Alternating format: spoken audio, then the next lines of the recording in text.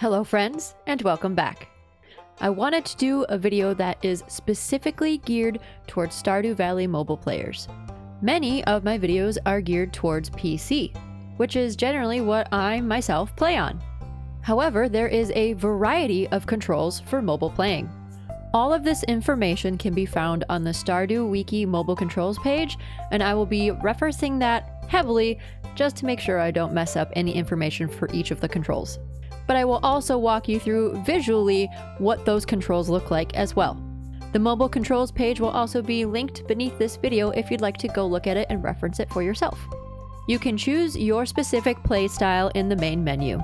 The main menu is the 3 bars that you will see near the time and date icon in the upper right-hand corner. You will then choose the Options tab. The Options tab is a small controller picture. You'll find a drop-down menu which will give you a variety of different play styles and controls for mobile playing. Here, you can also choose the size of your padding for your toolbar, which decides how far apart or how close together the toolbar on the sides of your screen are, and also the size of your icons, because when you start, they're pretty big, but you can make them smaller so they sit up in the corner a little bit better.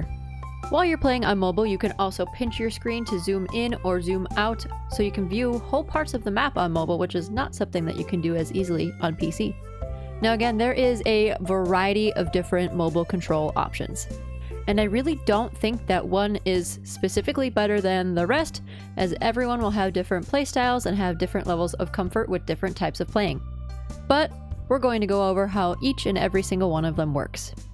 The first one is tap to move and auto attack. This play setting is the default setting for Stardew Valley mobile playing. You can tap anywhere on your screen and your farmer will walk to that spot. You'll see a small green box appear for the area you wish to walk to. If you see the pathway highlighted in red, it means that there is something blocking your path. So if there is something blocking your way, like an NPC or an animal, your farmer may suddenly stop.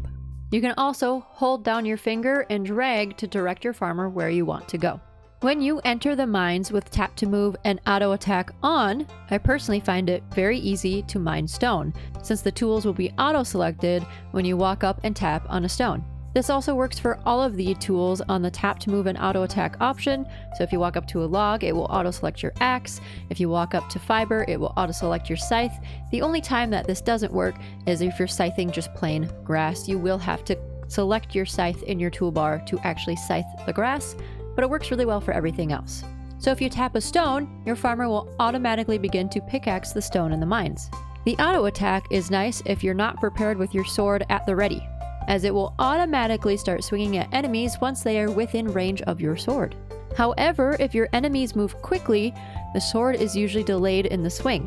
Like when slimes jump at you real fast, the sword is not fast enough to auto attack this fast motion. You also want to be really careful with the tap to move played near the edges of your play surface at any time, anywhere in the valley. It is very easy to accidentally select something in your toolbar that sits on the left-hand side of the mobile play menu. This can result in accidentally gifting items to NPCs. If you have an item selected in your toolbar and then you tap on an NPC to go talk to them, it will gift them that item. Or you might accidentally place a bomb down. Here are some other notes from the wiki for auto attack options. A slingshot will not auto attack, and the farmer will not select a weapon for auto attack while holding one. The farmer will not auto attack while holding non-tool items.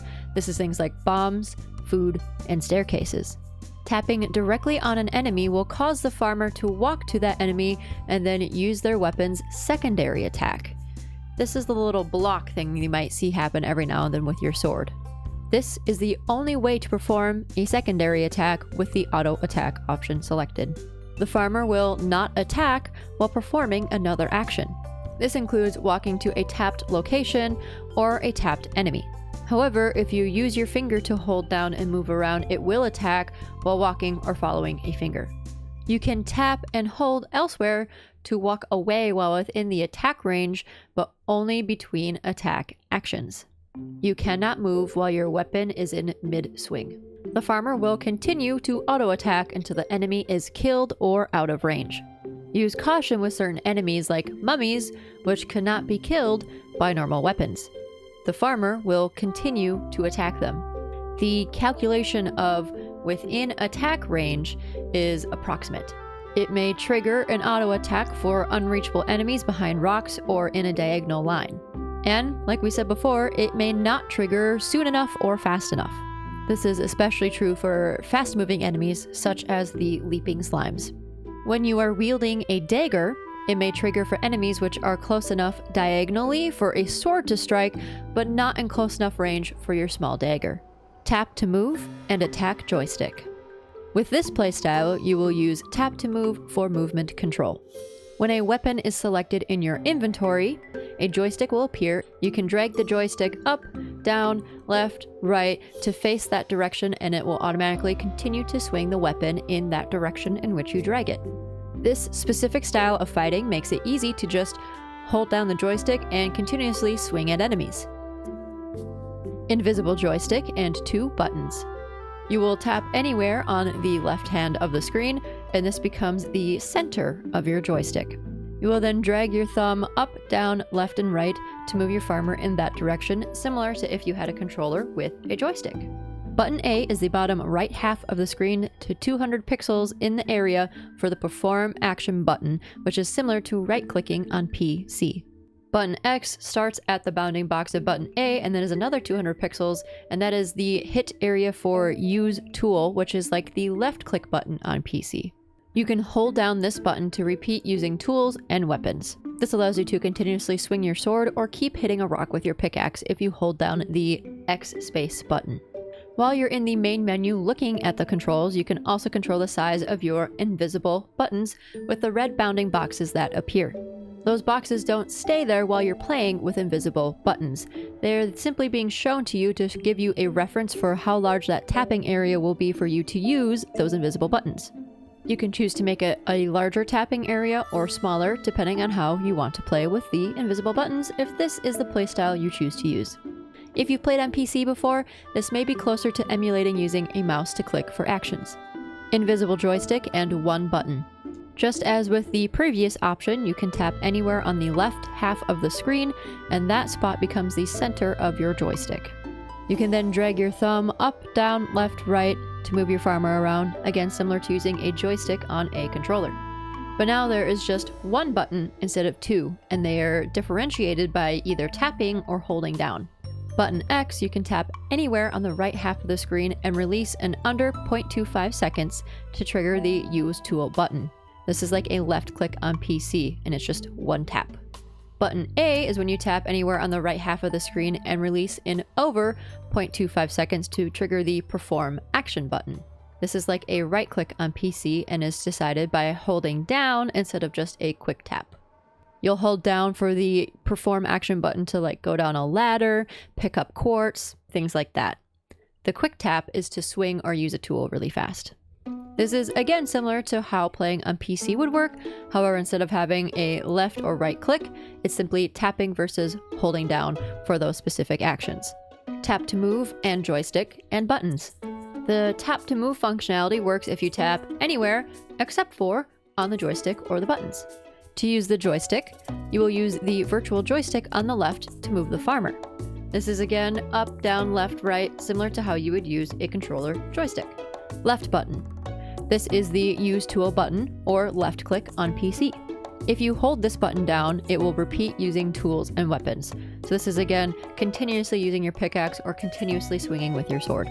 The right button is the Perform Action button, which is similar to right clicking on your PC. This is again picking up foraged items, using a ladder, pulling specific things out of a stack, things like that. This functionality is extremely similar to the invisible joystick and 2 buttons, however, they are not invisible. They will appear as small opaque red circles, with the left one being the joystick that you can use to move around your farmer, or also the tap to move option works still in this playstyle. And then you'll use the right 2 buttons as buttons. So if you liked the sound and the functionality of the above playstyle, but you didn't like that they were invisible, this option may be great for you because now they're not invisible. This gives you the freedom of having tap to move everywhere you go, while also having a joystick and buttons to control how you're swinging and using your tools. Tap to move and joystick and buttons for weapons. Again, a lot of this has the same functionality as above with the tap to move and joystick and buttons, except The buttons will only appear and the controls will only appear when a weapon is selected in your toolbar, like a sword, a dagger, or a club. So again, if you like the idea of the freedom of movement with the tap to move option to just move around while you're regularly doing everything else in the valley, but you only want those buttons to come up when you're fighting, this is a great option because those buttons will only appear when you have a weapon selected. If you have a pickaxe, an axe, your watering can, or anything else, those buttons will not be on your screen, and you will just have the regular tap to move option available for you. However, when you have your sword or other weapon selected, those buttons will appear so that you can use your sword accordingly with those buttons to swing continuously, etc. You can now move around freely while doing other things in the game while having more control over your weapon. Tap to move joystick, buttons, and weapons. This is again very similar to above with the tap to move joystick and buttons, except the buttons will only appear when a weapon is selected. However, the joystick will stay there. So just those buttons will appear when a weapon is selected, but if you like to keep the joystick with your tap to move options, to use a joystick to move around, but also use tap to move around, but you don't want those buttons to appear unless you're fighting. Again, very similar, it's just what appears or doesn't appear as you're holding a weapon. Tap to move and joystick. This is again the automatic tap to move plus a joystick for just moving, however there is no buttons. Joystick and buttons. This is just your regular being able to move around with a joystick and buttons. However, there is no tap to move functionality. This may make it easier if you're afraid of accidentally selecting things in your toolbar. Your farmer can only move with a joystick and can only use actions with those buttons. You will not accidentally tap anything that you are not trying to tap. Show controls toggle menu. So when this checkbox is enabled, it will add a toggle button to the top left of your screen.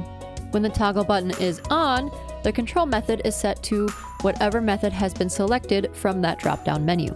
When the toggle button is off, the controls will switch back to tap to move and auto attack. This will then give you the freedom to quickly switch back and forth between the tap to move and auto attack option and whatever controls of your choice when fighting in the mines.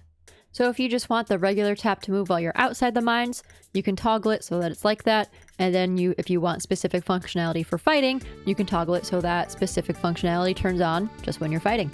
Fishing controls. Bait and tackle can be attached to a fishing rod by dragging them onto the rod in your inventory. Bait and tackle can be switched by dragging a different item onto a fishing rod. However, there is no way to remove them. So once you put bait or tackle on your rod on mobile, be sure it's what you want because it'll stay there unless you switch it out with something else. Also remember that only certain upgraded fishing rods can use bait and tackle. Your starting bamboo rod that you get from Willy when you very first start in the game cannot have bait or tackle on it. There is not a way to direct the cast while fishing. The bobber always lands in a straight line in front of the farmer from where you are casting. This is also true for PC. This is not just something that is only on mobile. Fishing is done in a similar manner on mobile as it is for PC, with tapping or long pressing to move the green bar up and down to keep it centered around your fish on that fishing bar. Inventory controls. Drag a stack from place to place to move it. Tap the Organize button in the upper right-hand corner of chests to organize your inventory inside the contents of the chest. You can also auto-add things to your chest if things in your inventory are already in there by pressing the auto-add button. So if you already have acorn seeds or clay in your chest and you have more in your inventory, tapping this button will automatically move things that are in your inventory into your chest if stacks already exist in your chest.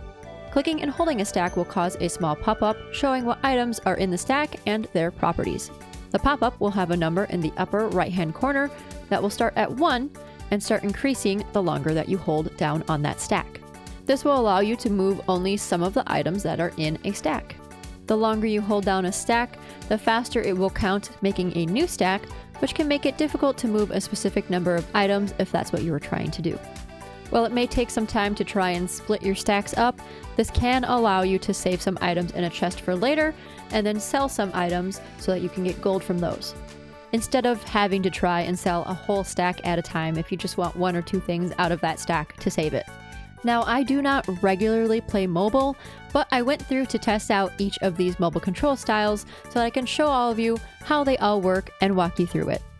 If you have any questions, feel free to leave them in a comment below, and I will do my best to answer them to the best of my abilities. If you found this video helpful, please be sure to like, comment, and subscribe. Keep up with me on all of my social media channels. I'm the Anime Athlete everywhere: TikTok, Instagram, Blue Sky, you name it. Join the Discord to ask any questions that may not have been answered in this video. Get behind the scenes content, early access to videos, and more on my Patreon, and come play Stardew and other cozy games with me live on Twitch and also on YouTube. Thanks so much for watching. Have a good rest of your night.